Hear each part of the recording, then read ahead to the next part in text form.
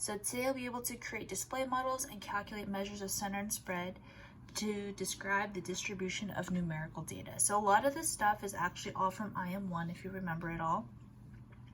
So raw data values, you can use them to create different display models. And so if you remember, a dot plot looks something like this. It's a number line. I'm just gonna make up some stuff, and then you just plot the data points on this number line, so it looks something like this. Sometimes we use dots, sometimes we use X's, doesn't really matter, but these are the same thing, dot plots and line plots. Histograms is a type of bar graph. And you have the frequency on your y-axis, and then you have all your different categories down here. And then it looks something like this. And then the bars are touching. And then if you also remember, the last piece were the box plots, or the box and whisker plots.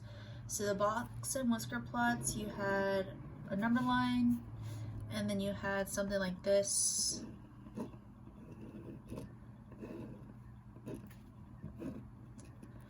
And each part of the box and whisker, the first was the minimum, the Q1, the median, the Q3, and then the max. So you're just listening here, you don't have to type anything into your Google Doc. And then the last thing we also talked about in IM1 was data distribution. So there's 5 different types. The first one is called symmetric, and it looks something like this. You can also call this bell-shaped or normal. The next one is U-shaped, so if you have another number line, definitely just looks like a U, like this. Uniform is if you were to have like a dot plot, then all the dots, they all have about the same frequency. This would be considered uniform. So it's like pretty straight across. When you're looking at data that's skewed to the left, it looks like this. Remember, you always look for the tail. So since the tail is on the left-hand side, that means it's skewed to the left. So you have a bunch of dots underneath here. And then let's say I have another dot plot, and looks something like this.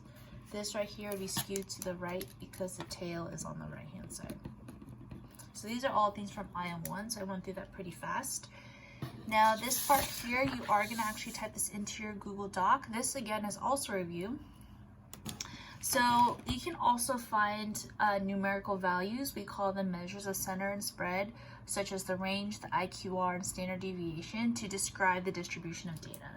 So let's say this is our data set. We have 12 numbers.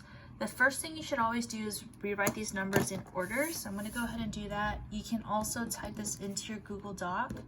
So 66, and then 70, and then 75,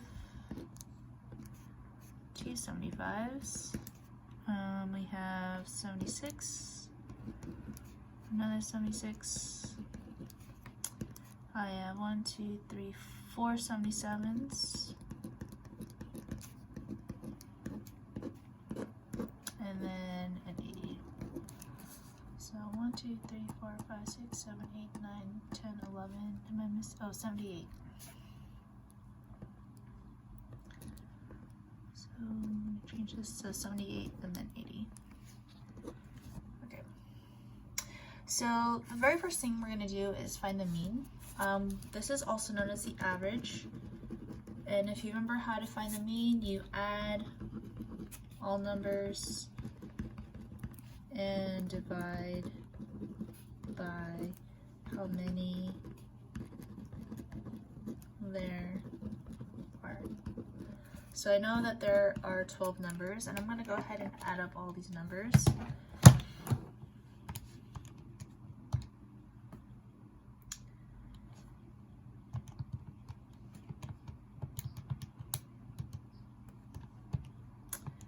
So when you add up all these numbers, you do get 904. 904 divided by 12 gives you 75.3. So that means the average test score was about 75.3%. The median is the middle number.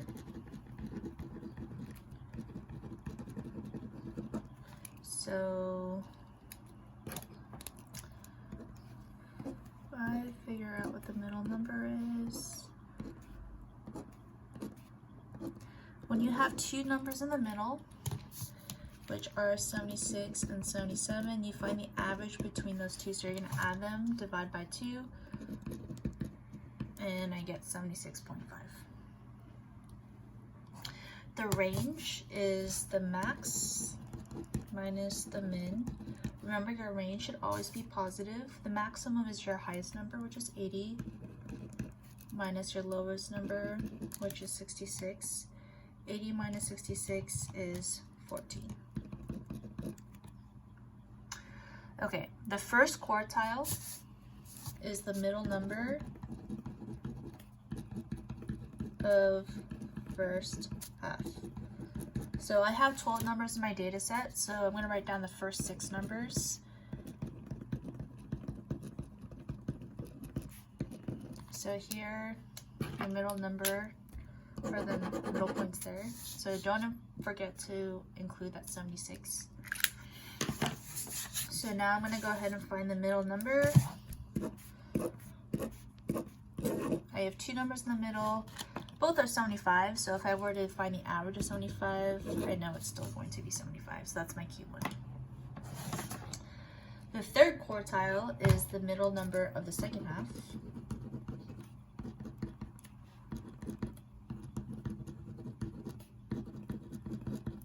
So I have 77, I have 4 77s, 78 and 80. Find that middle number. I have 2 77s in the middle. That means my Q3 is also a 77. Okay. The minimum is the smallest number of your data set. So my smallest number is 66. My maximum is the largest number in my data set, which in this case is 80. The IQR is the Q3 minus the Q1. So up here we did find the Q3. We said the Q3 was 77. And the Q1 we said was 75. 77 minus 5, 75 is 2. So the IQR is pretty small. The 5-number summary is 5 numbers. It's the minimum, the Q1, the median, also known as the Q2, Q3, and the max.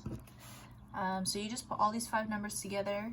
So we said that the minimum is 66, comma.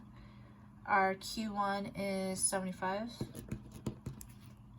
Our median is up here, and we got 76.5. Our Q3 is 77, and then our maximum is 80. You don't have to do anything with these numbers. These numbers should be in order from least to greatest. That's when you know you did it correctly. We use the 5-number summary to create the box and whisker plot. I'm not going to show you how to do that, but that's this part right here. That is the 5-number summary. And then the last thing we're going to do is a standard deviation. So standard deviation is measured by how far apart the numbers are. So it's the average distance away from the mean. So how far apart the numbers are from the mean. So if you have a really large standard deviation, that means you have a wide spread of data. That means like people got F's and then a bunch of people also got A's. If I have a really low standard deviation, that means like a lot of people, the average was a C. That means almost everyone got a C. So that means I have a low standard deviation. finding the standard deviation is super, super tedious. I'm not actually going to have you do it by hand. I'm actually going to have you guys do it on Desmos, and I'll post a clip on how to do that too. But let me quickly find the standard deviation using Desmos.